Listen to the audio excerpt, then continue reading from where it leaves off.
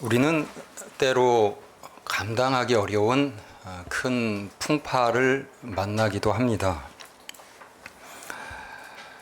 그런 풍파를 만나면 우리는 어찌할 줄 모르고 또 두려움에 사로잡히기도 하고 때로는 극단적 선택을 하기도 합니다.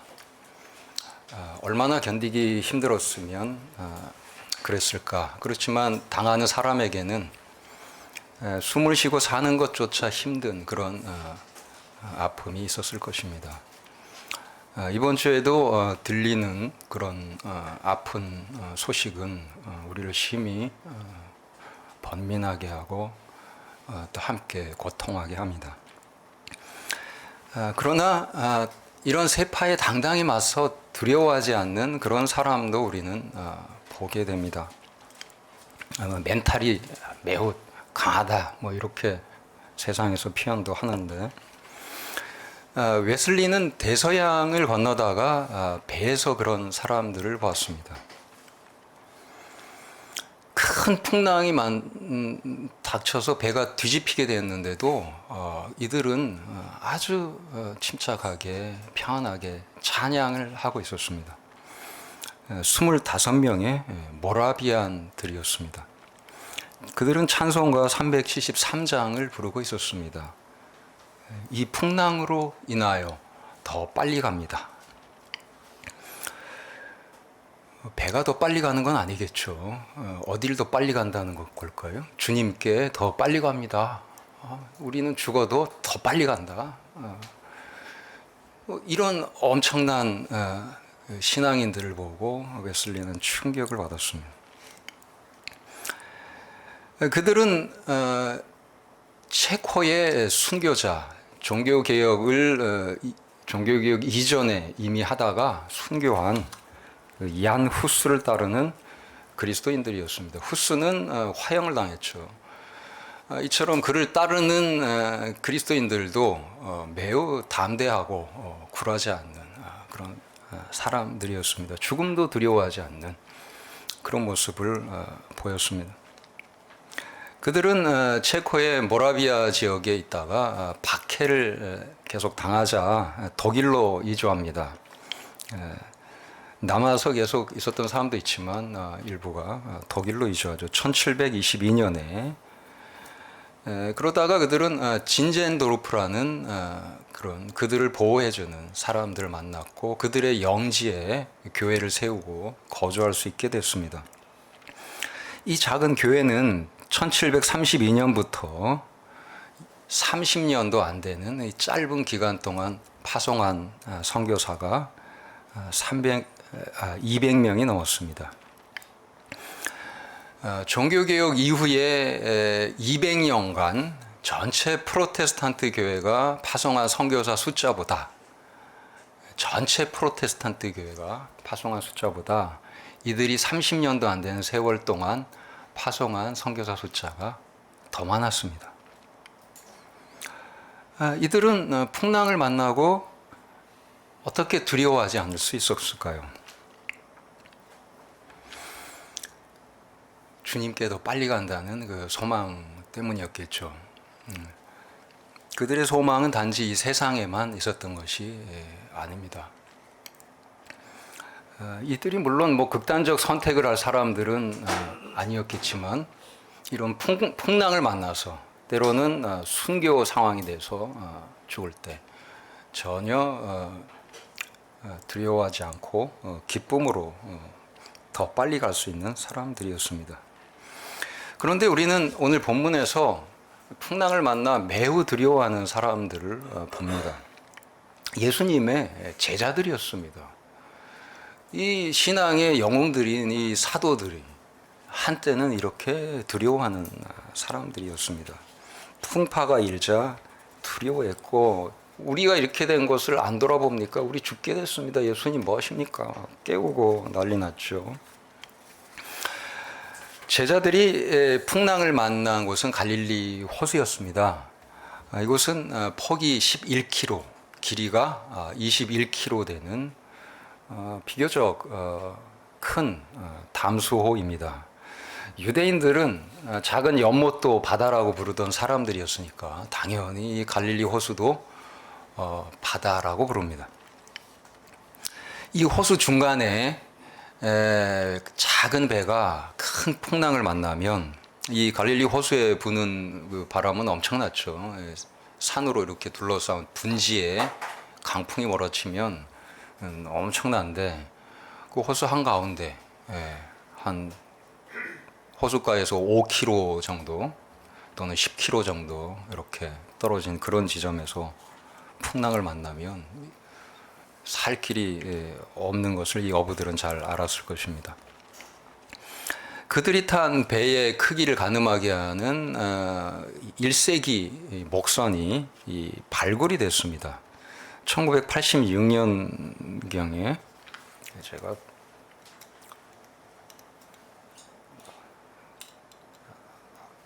원고가 안 보여서 갈릴리 호수에 이 당시 어선이 발굴이 됐는데 길이가 8.2m 그리고 폭이 2.3m 그래서 약 15명이 탈 수 있는 그런 배였습니다. 뭐 작은 배죠. 이런 배는 강풍을 만나면 침몰할 수 있죠. 그런데 배는 침몰하지 않았습니다. 예수께서 바다를 꾸짖어 잠잠하게 하셨기 때문입니다. 39절 본문 말씀 보시면 바람을 꾸짖으시며 바다에게 이르시되, 자, 표현이 바람을 꾸짖고 바다에게 말씀하셨다. 자, 이것은 바람과 바다에게 꾸짖으며 말씀하셨다는 이 표현을 이렇게 꼬아서 표현한 겁니다. 문학적 기교를 부린 거예요. 자, 이런 표현은 동양 고전에서도 발견이 됩니다. 여러분 문학을 하는 사람이면 이런 문학적 기법이 있다는 것을 아실 겁니다. 두목의 아방궁부라는 그런 책에 조가 야현, 조가 아침에 가 노래하고 야현 밤에 현 가야금 같은 거 이렇게 현악기를 탄다 라는 말씀이죠. 그냥 번역하면 아침에 노래하고 밤에 악기를 탄다는데 이것은 역시 꼬아놓은 거예요. 아침에도 밤에도 우리식으로 하면 밤낮 하루 종일 노래하고 악기를 탄다. 가물을 즐긴다. 하루 종일 그것을 좀 맛깔나게 표현한 것이죠. 자, 마가 본문도 그렇습니다. 바람을 꾸짖고 바다에게 이르신다. 바람과 바다에게 꾸짖으며 이르신다는 말씀이죠. 자, 이것은 문학적으로는 참 멋있는 표현이지만 구약을 연상시키는 그런 표현 방식입니다. 바다를 꾸짖는 얘기는 구약에 나와요. 시편 104편 7절을 보시면 주께서 꾸짖으시니 물은 도망가며. 자, 이게 무슨 사건입니까? 또 다른 구절 하나 더 보면 시편 106편 9절 홍해를 꾸짖으시니 곧 마르니 그들을 인도하여 바다 건너가기를 마치 광야를 지나온 것 같게 하사. 자, 그럼 무슨 사건인지 드러나죠. 바다 꾸짖는 얘기는 이 시편에서 홍해 건넌 그 출애굽 사건을 연상시키는 표현이에요. 그것을 지금 마가가 사용해서 예수께서 바다를 지금 꾸짖어서 이렇게 표현하고 있는 것이죠. 자, 왜 이렇게 마가는 표현하고 있고 왜 예수님은 하필 또 바다를 꾸짖는 방식으로 명령을 해서 잔잔하게 하셨을까요? 자, 바다를 잔잔하게 하신 분은 이 출애굽 사건에서 모세가 아니죠. 하나님입니다. 시편에서는 하나님이 그렇게 하셨다고 합니다. 그런데 예수님께서 오늘 본문에 보면 그렇게 하고 계셔요. 예수님과 하나님이 이렇게 겹치면서 예수님의 정체를 우리에게 보여줍니다. 그분은 인간의 모습을 가지고 오셨고 1세기 유대 땅에 이스라엘 땅에 사셨지만 그분의 정체는 하나님이다 라는 사실을 암시하고 있는 것입니다. 그리고 이 사건이 출애굽 사건을 연상시키니까 예수께서 오셔서 하시는 그 사역은 새로운 출애굽 사역이다라는 것을 암시하는 것이죠.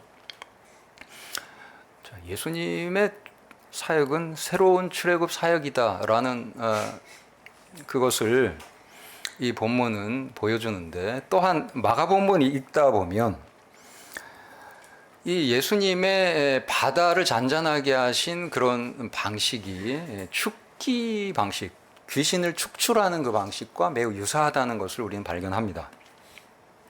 바다를 꾸짖어 잔잔하게 하셨죠. 그런데 예수님의 사역을 가만히 보면 귀신을 꾸짖어서 쫓아냅니다. 잠잠하게 하십니다. 마가복음 1장 25절을 보면 예수께서 꾸짖어 이르시되 잠잠하고 그 사람에게서 나오라.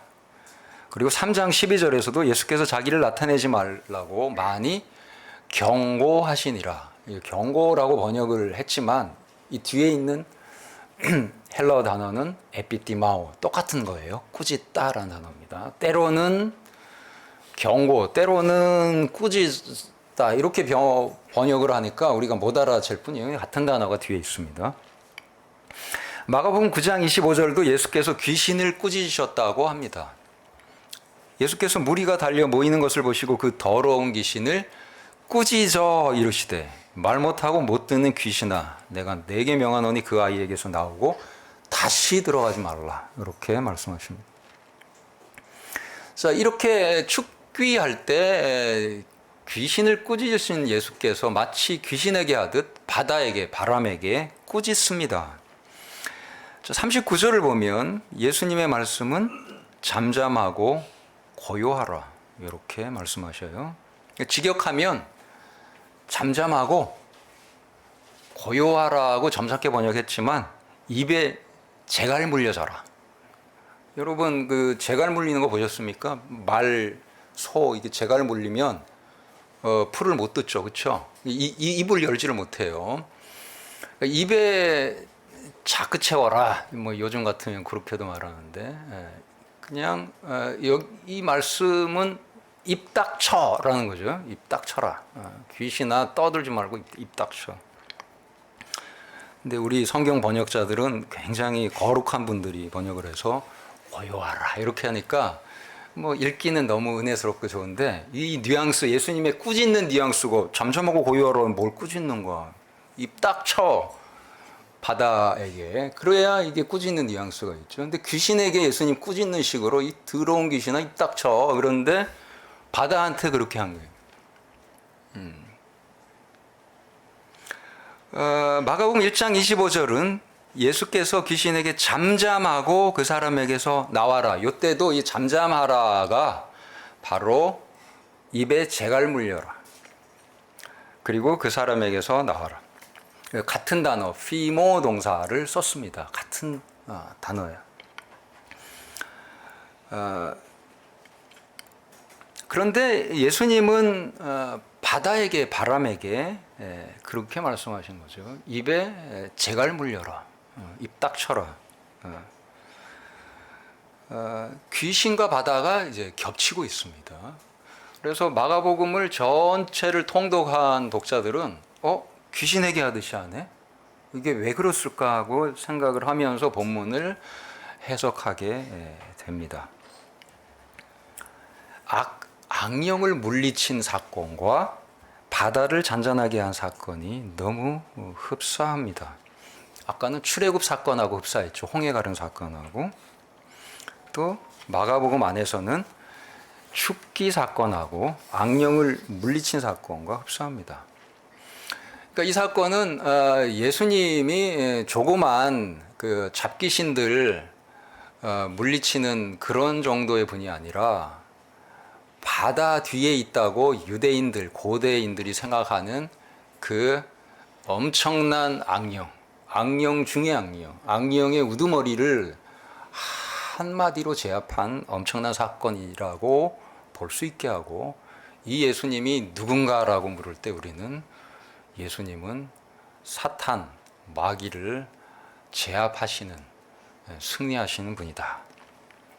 그 사탄으로부터 인류를 해방시키는, 죄와 사망으로부터 우리를 구원하는 영적 해방을 가져오시는 영적인 출애굽을 가져오시는 분이다 라고 해석할 수 있게 해줍니다.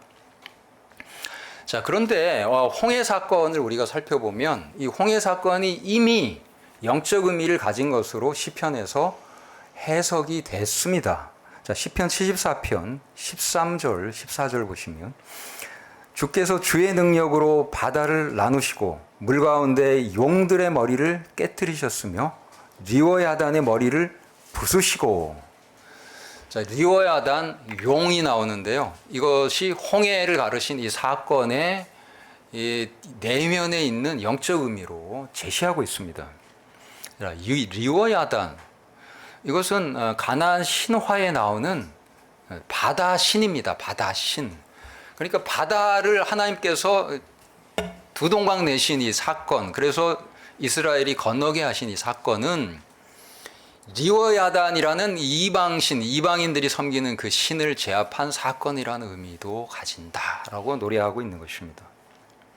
하나님은 어떤 분이냐면요, 그 이방신들하고 이렇게 피장파장 맞대결하는 그런 분 정도가 아니라 이방인들이 숭배하는 그 신들을 박살내는 그런 신이다 라는 것을 보여주는 사건이라는 겁니다. 홍해 사건이 자연 기적에 불과한 것이 아니라 영적 의미도 담고 있다는 것입니다. 그렇다면 이 홍해 사건을 연상시키는 예수님의 이 자연 기적, 이것 또한 영적 의미가 있다는 것을 우리가 볼 수 있을 것입니다. 유대인들의 문헌 솔로몬의 유언이라는 책이 있는데요. 거기에 16장 1, 2절도 보면 그 유대인들이 어떤 세계관을 가지고 살았는지, 물론 이것은 고대인들이 공유하던 세계관인데, 이 바다 뒤에 이 어떤 악령의 세력이 있다, 이렇게 보는 세계관이 있습니다. 여기에는 바다에 잔혹한 영이 등장하는데요. 이 영이 이렇게 말합니다. 물론 이것은 성경이 아니죠. 유대인들의 사고방식, 성경을 해석하기 위한 이 배경 정보를 당시 사람들이 무슨 생각하며 살았는지를 보여주는 겁니다. 그래서 그런 생각을 하던 사람에게 이런 식으로 마가가 표현해주고 예수께서 이 사역을 하시면서 전달하고자 했던 의미가 무엇인지도 알게 해주는 것이죠. 이 바다의 잔혹한 영이 이렇게 말해요. 나는 나 자신을 파도처럼 일으키며 변형되어 배들 안으로 들이친다. 이 악령이 파도처럼 돼서 배에 들이치고 나의 활동은 바다 밑으로 보물들과 사람들을 취하는 것이기 때문이다. 그래서 사람들이 익사해 죽으면 그 배에 있던 그 보물들 그리고 그 사람들 내가 차지한다. 이렇게 말을 하는 내용이 나와요. 자, 그런 생각을 하며 살던 사람이 이 사건을 보면 예수님이 어떤 분으로 보입니까? 이 잔혹한 영을 제압한 사건이죠. 잔혹한 영을 한 방에 제압한 사건입니다. 헬라어로 지금 마가복음이 기록됐으니까 이런 고대 근동 유대적 배경을 가지고 있지 않은 사람들도 또 헬라어로 이방 그 헬라인들이 읽으면, 그들은 헬라 또 신화 속에 살던 사람이니까 비슷한 결론 내릴 거예요. 바다신 뭡니까? 가나안 신화의 리오야다님이 여긴 뭡니까? 포세이돈이에요. 포세이돈. 포세이돈을 그냥 한 마디로 꾸짖어서 까불지 마. 그랬더니 조용해져. 입 닥쳐. 예수님 누군가? 제우스도 못하는 일을 한 거죠. 제우스보다 위대한 분이구나. 하나님의 아들. 그렇게 다가오죠. 우리는 이제 과학주의 시대에 사니까 이게 말이 돼? 이게 어떻게 가능해? 안 믿어. 이거는 그냥 조작한 거예요. 이런 식으로만 생각하죠. 현대 독자들하고 고대인들이 이 말씀을 읽을 때 대하는 방식이 다르고, 그래서 오히려 고대인들이 이 본문이 전달하는 깊은 의미에 도달할 수 있게 돼요. 그리고 창조주 하나님이라면 창조주 하나님께서 온 우주를 한 번에 무에서 유를 창조하신 그런 분이 바다 정도 잔잔하게 못하겠어요? 그 갈릴리 바다 조그만 우주의 한 점도 안 되는. 결국은 하나님의 존재와 창조를 안 믿으면요, 뭐 이런 간단한 작은 사건도 안 믿기고 의심하는 것이죠. 그렇게 믿지 않고 뭐 살 권리는 있지만 뭐 그들에게 무슨 소망이 있겠습니까? 하나님이 안 계시고 또 이런 기적을 행하시는 구원자 예수께서도 뭐 안 계셨고 그렇다니. 이 과학주의라는 것은 그 뒤에도 역시 바다 뒤에처럼 악령이 있는 것 같아요. 사람들을 이제 새로운 파도로 이렇게 해가지고 안 되니까, 실제 귀신 들림 현상으로도 안 되니까, 문화인류학자들은 귀신 들림 현상을 연구해 보니까 실제 그 현상이 광범하게 존재한다는 걸 발견해요. 오늘날 문화인류학적으로도 축기 현상은 널리 보고가 됩니다. 키너라는 학자가 또 연구를 해보니까 죽은 자 소생하는 얘기도 너무 많이 보고가 되는 거예요. 요즘엔 그런 경험을 한 또 의사들 중심으로 유체 이탈 뭐 학회도 생기고, 그래서 그 현상이 해석이 안 되니까 이제 뇌의 한 현상이다라고 하는 사람도 있지만, 뇌의 한 현상이면 어떻게 심장이 먹고 뇌파가 사라진 사람이 그 사람이 검증할 수 없는 저 세상에 갔다 온 거야 뭐 검증할 수 없지만, 어떻게 병실에서 발생한 그 사람이 죽은 후에 나눈 대화, 한 행동을 어떻게 아느냐? 말이 안 된다. 이건 영혼이 있다는 증거다 라고 정직하게 믿는 사람들도 나오는 것입니다.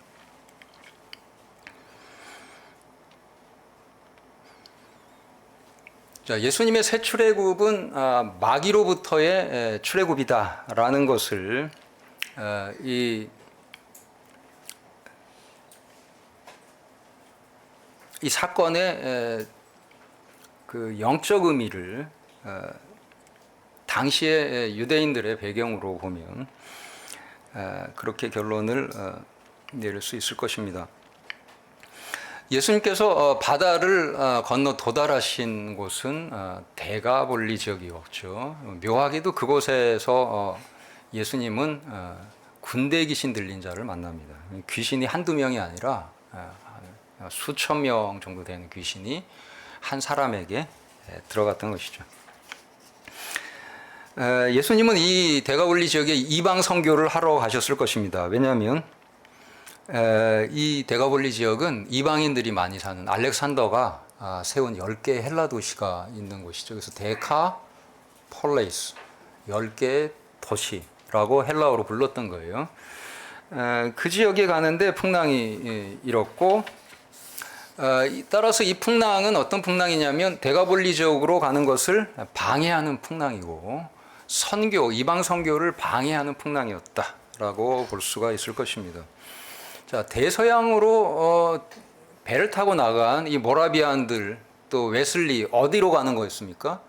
아메리카에 선교하러 가는 것이죠. 인디안 선교하러, 또는 흑인 노예들에게 선교하러 가는, 모라비안들도 그들 선교하러 전 세계에 가던 사람들이니까 이들도 선교하러 가는 길이었을 것입니다. 마귀는 이것을 눈뜨고 보질 못합니다. 방해합니다.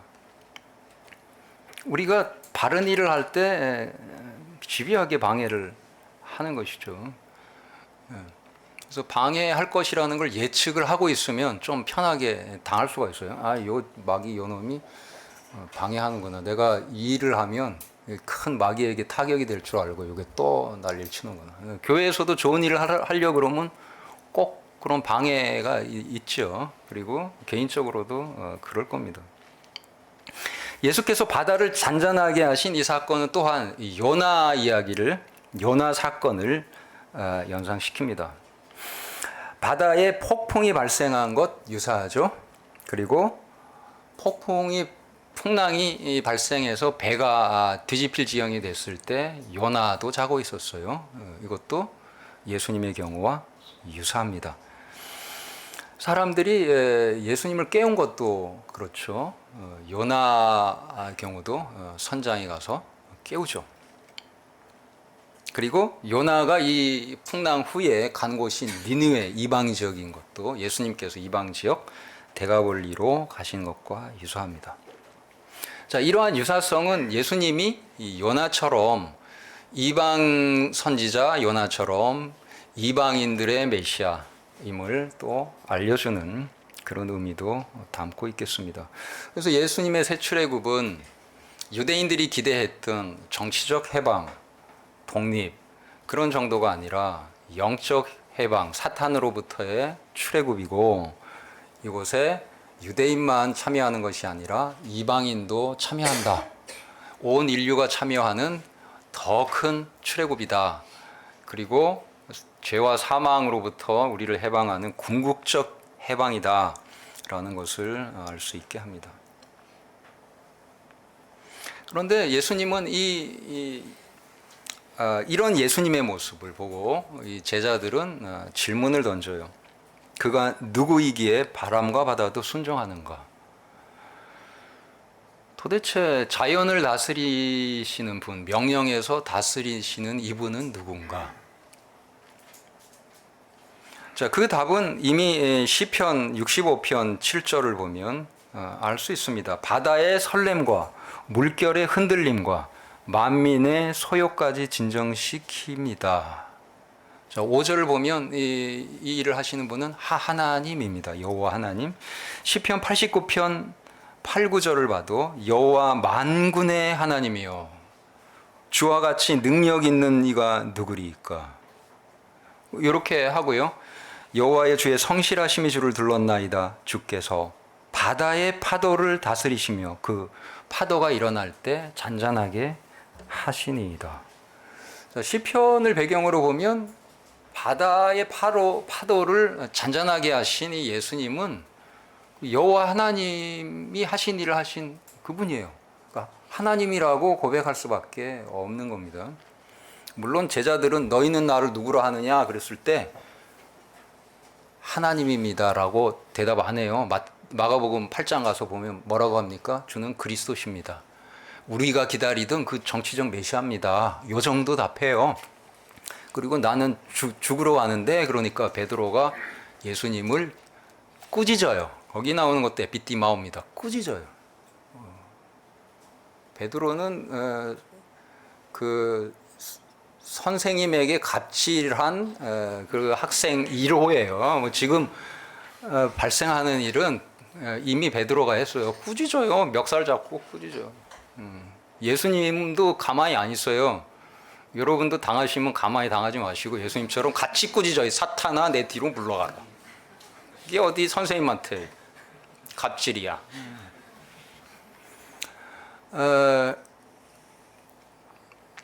예수님한테 이것도 배우세요. 전 너무 억울해요. 왜 그렇게 꽃다운 나이에 목숨을 끊어야 됩니까?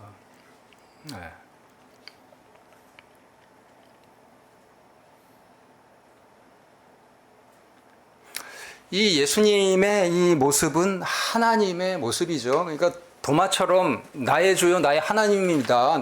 그렇게 고백하면 좋죠. 근데 부활한 다음에는 그렇게 돼요. 근데 이런 엄청난 사건을 보고도 제자들은 그 고백까지는 당장 못 갑니다. 그러나 구약을 배경으로 답을 하면 예수님의 신성을 분명히 보여주고 있는 사건인 것이죠. 시편 107편 29절도 하나님께서 광풍을 고요하게 하사 물결도 잔잔하게 하시는도다. 이렇게 기록합니다. 광풍을 고요하게 하사 물결도 잔잔하게 하십니다. 자, 예수님은 누구십니까? 물론 유대인들은 최소한의 이제 답을 하겠죠. 나중에 답을 그것도 나중에 하는데 여기 본문에서는 질문만 하고 주는 그리스도십니다. 하나님의 아들이십니다. 그러나 인간에 불과한 인성만 가진 메시아가 아니라 하나님의 속성을 가진 하나님이신 메시아다. 참 하나님이시며 참 사람이십니다라고 고백하게 하는 그런 사건인 것입니다. 말씀을 우리의 삶에 적용을 해봅시다. 이 세상은 마치 바다와 같습니다. 사탄은 세상에서 권세 잡은 자로서 아직도 바람을 일으킵니다. 우리 사회를 흔들어대죠. 그리고 교회마저도 뒤집으려고 흔들어 댈 것입니다. 또 성도의 가정도 뒤흔듭니다. 우리 개개인의 삶도 흔들고 있습니다. 우리의 모습은 흡사 갈릴리 바다에서 풍랑을 만난 제자들의 모습과 같습니다. 그래서 종종 하소연하게 되죠. 주께서 우리가 죽게 된 것을 안 돌아보십니까? 주님 왜 주무시고 계십니까? 어디 계십니까? 우리는 지금 죽겠습니다.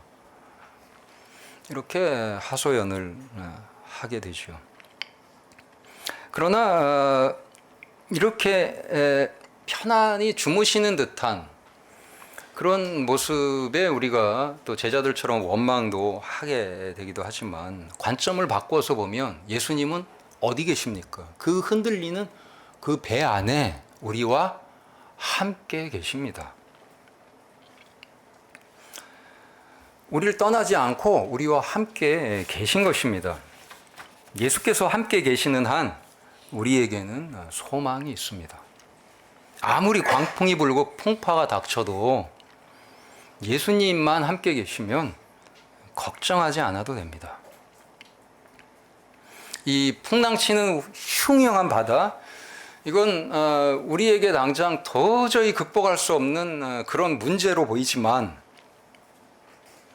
문제는 이 바다에 띄울 작은 배라도 없는 게 문제겠죠. 또한 그 배 안에 예수께서 안 계신다면 정말 문제일 것입니다. 이 바다는 그 자체로 문제가 아니죠. 오늘날 세속화가 들이닥치고 있습니다. 그래서 배가 바다처럼 돼버리는 그런 문제가 생기고 있죠. 배는 배여야 합니다. 그러나 뭔가 새로운 것을 우리가 이 사회나 교회나 추구하게 되다 보면 어디까지 가게 되냐면, 야, 배를 바다로 만들자. 없던 일이야. 그건 아주 새롭고 멋진 일이잖아. 유혹을 하죠. 그리고 새로운 것을 주장하면 사람들은 솔깃하고요. 넘어가는 사람들이 많아요. 저도 그랬습니다. 나이가 좀 들고 이제 안경도 써야 글씨가 보이고 하니까 약간 이제 관점이 조금 복잡해지긴 하는데, 새로운 거, 그게 더 우월한 걸로. 그러면 배가 바다처럼 바뀌어야 된다는 그런 것은 멋진 생각으로 유혹이 되는 것이죠. 여러분, 배가 바다처럼 돼버리면 어디 소망이 있겠습니까? 교회가 세상처럼 되면 무슨 소망이 있겠습니까? 사회 참여를 빌미로 교회를 세상처럼 만들자. 그러면 배는 없잖아요. 배가 없는 세상에 무슨 소망이 있겠습니까? 김구 선생님은 뭐라고 그랬어요? 경찰서 하나 만드니 교회 하나 만드는 게 더 유익하다. 교회의 가치를 김구 선생님은 알아봤어요. 특이하죠. 근데 오늘 우리 그리스도인은 뭡니까? 그리스도인도 아닌 김구도 알아봤던 그런 배의 가치, 바닷속의 그 배의 가치, 얼마나 인식을 하고 있습니까? 교회가 세상하고 완전히 다를 때 교회에는 소망이 있는 것입니다. 아무리 작은 조각배라도 물 위에 뜰 수가 있는 것이고, 그럼 방주 역할을 할 수 있는 것입니다. 자, 풍랑치는 역동적인 세상, 멋지게 보입니다. 그래서 나도 저렇게 되고 싶어 하고 다 파도가 돼버린다면, 세상이 작은 돛담배인 교회보다 더 세게 보인다고 교회가 세상이 돼버리고 그리스도인들이 세상 사람이 돼버린다면, 우리도 문제겠지만 세상에는 무슨 소망이 있겠습니까? 자, 세속화를 이겨내고 바다와 다른 배처럼 우리가 버티고 남아 있다고 해도, 근데 그 배 안에 예수님 안 계시면 그러면 그 배는 뭡니까? 우리가 세상과 다른, 정말 다른 그 다름을 유지하고 버텼는데 예수님은 안 계셔요. 나는 니들 떠났다, 이렇게 돼서 안 계시면 이거야말로 큰 문제죠. 주무시고 계셔도 예수님만 계시면 아무 문제가 없는데 예수님이 안 계신다면, 우리에게 소망은 오직 예수님입니다. 교회 사이즈가 뭐 엄청나게 커서 막 우리 방주, 우리는 뭐 대형 방주야. 우리는 우리 교회 100만 명 모여. 그럼 뭐예요? 예수님 안 계시면 뭔데요? 소망이 있습니까? 작은 돛담배라도 거기에 15명 타는 8.2m짜리 길이의 작은 배라도 예수님 계시니까 아무 문제 없잖아요.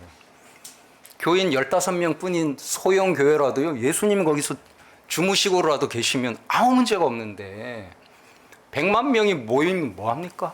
예수님 안 계시면. 우리는 이 예수님을 놓치지 말아야 합니다. 세상이 아니라 십자가에 못 박힌 예수님을 선택해야 됩니다. 세상이 더 세 보이죠. 세상이 예수님 못 박아 죽였으니까. 그러나 우리의 선택은 십자가에 못 박힌 예수여야 합니다. 무덤에 묻히신 예수님이어야 합니다. 그분은 다시 일어날 것이고 세상의 광풍을, 파도를 제압할 것입니다.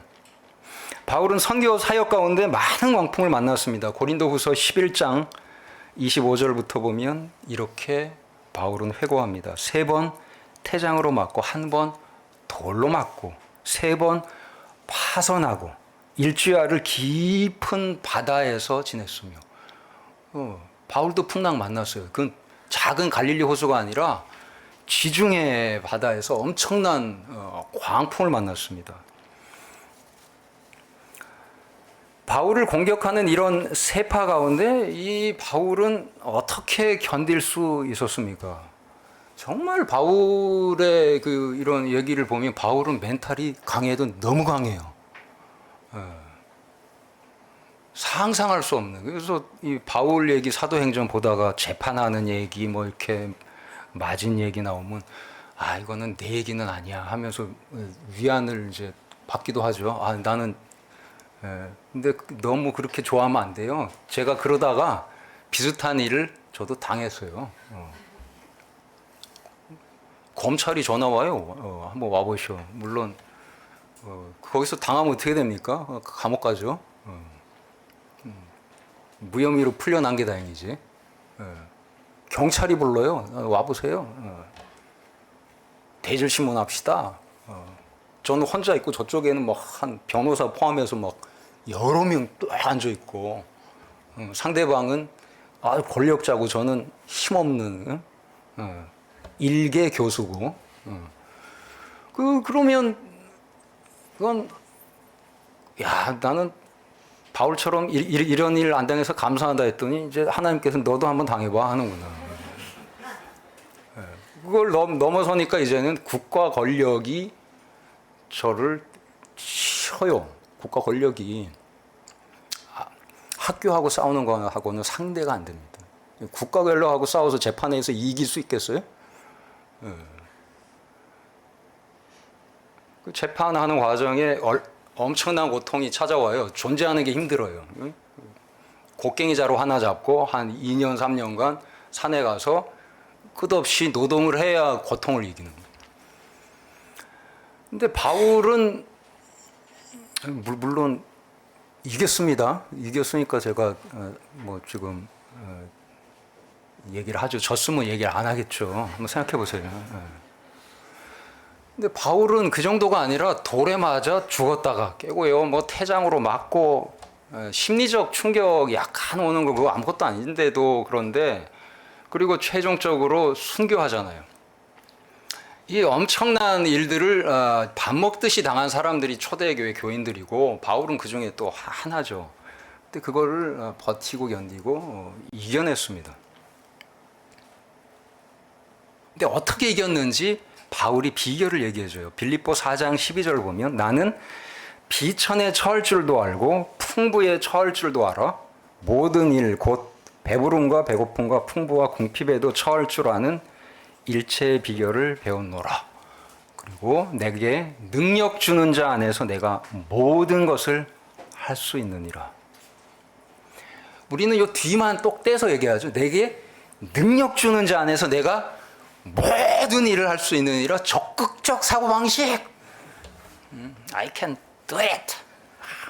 하면 된다. 근데 앞에 읽어보자고요. 이 모든 게 뭔지.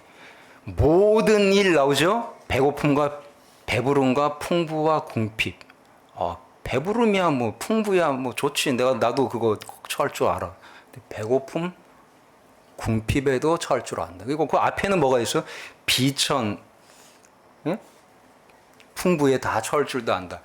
그러니까 아주 궁핍한 상황, 가난한 상황도 나에게는 문제가 안 되는. 나 그거 견딜 수 있어.